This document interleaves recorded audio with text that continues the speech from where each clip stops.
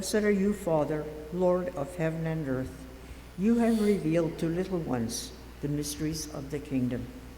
Alleluia, alleluia, alleluia.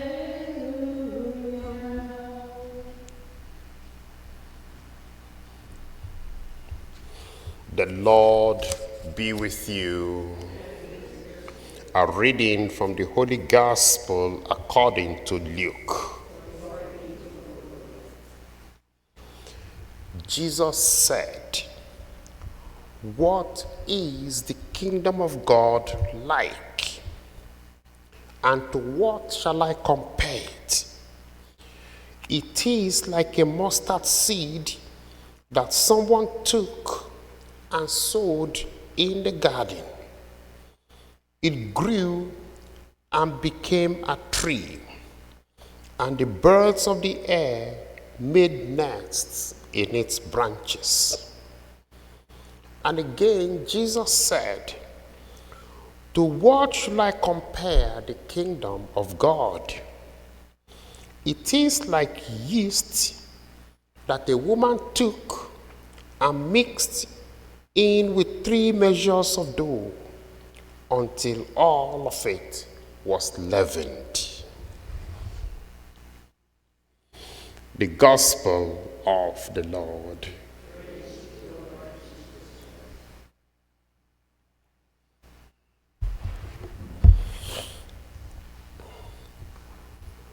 The first preaching that Jesus ever delivered was recorded in Matthew chapter 4, verse 17. Immediately after Jesus came out of the 40 days in the wilderness, he started to preach. And the first thing he said, "Repent, for the kingdom of God has come near to you." That is in Matthew chapter 4, verse 17. Ever since then, people have been wondering, what is the kingdom of God? The people in the time of Jesus will have been very surprised because Jesus chose a different theme for his preaching. It was different from what people were used to, what the rabbis, the scribes, and religious leaders will preach in the synagogue. In the synagogue, they will preach what was called the Mishnah, the tradition of the elders, the interpretations of the law and the prophets. That was the style of preaching. But when Jesus appeared, he started to talk about something new entirely. And he started talking about this kingdom of God. And so in our gospel reading today from Luke chapter 13, he says, "What is the kingdom of God like? To what shall I compare it?" And then he took the first of what will be 4 growth parables. When we do Bible study, there are 4 parables of Jesus that are called growth parables or seed parables. The first one is the parable of the sower. We know the story of the parable of the sower. The second one is the parable of the seed that was secretly growing while the farmer slept. And the third one is the parable of the tares and the wheat. Somebody sowed wheat, and at night his enemies went and sowed darnels or tares. in his garden. And then the fourth one is the parable of the mustard seed. And so let's attempt an explanation of how he describes the mustard seed. As we know, in Matthew's gospel, Jesus says the mustard seed is the smallest of all seeds. And he says, if you have a faith as small as the mustard seed, he says you can command anything and it will happen.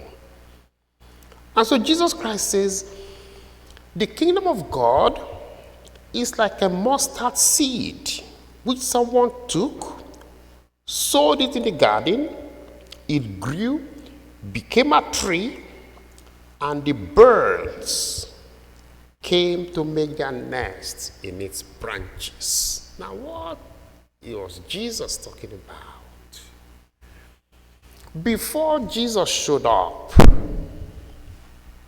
the Israelites thought of themselves as the people of God. They didn't see how it was possible for God to save, say, the Egyptians, who enslaved them for over 400 years, who made their lives very difficult. They can't even imagine it, that God will consider them the people of God. They didn't see how God can save the Philistines. The Philistines and Goliath fought the Israelites for many, many years. They didn't see how. They didn't see how God could love, say, Nebuchadnezzar, the king of Babylon, who plundered the temple. He destroyed the temple in Jerusalem and deported the Israelites to Babylon. They didn't see how. And more than anything else, the Israelites saw themselves as descendants of Abraham. And if you cannot trace your genealogy to Abraham, they considered you outside of the kingdom. And here Jesus comes and he says, the kingdom of God is like the mustard seed. It was sowed, yes. It grew, yes. It became a large tree with large branches. And then he says, the birds from everywhere came and made their homes, their nests on that tree. Now, Jesus is expanding the kingdom of God. He's expanding salvation to every kind of birds. Be you Gentile, be you Assyrian, Babylonian, wherever you come from, Jesus is saying that you have room on the branches of the tree.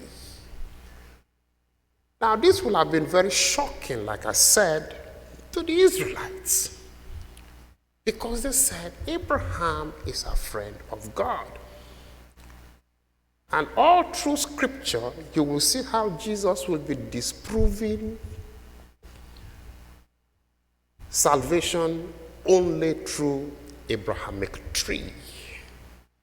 Jesus opens up salvation to everybody. He will tell us a parable about the rich man and Lazarus. When they got to heaven, the rich man was in Hades, and he looked up and he saw Lazarus in the bosom of Abraham. And the rich man, in his torment in Hades, called out to Abraham, and he says, Father Abraham. He called him our father Abraham. He thought, well, because he's the son of Abraham, he thought Abraham was going to ask him to come over. And Abraham told him, no. There is a large chasm. You can't cross over from there to come here. So Jesus will keep telling parables about how not only the children of Abraham will have space in the kingdom of God. And so in the parable today, he said, the tree grew, the seed, the smallest of seed, the mustard seed grew, became a tree. And it says birds. Now when we look in the sky and we see birds, they are of different types, different kinds, from different places. The sky is open.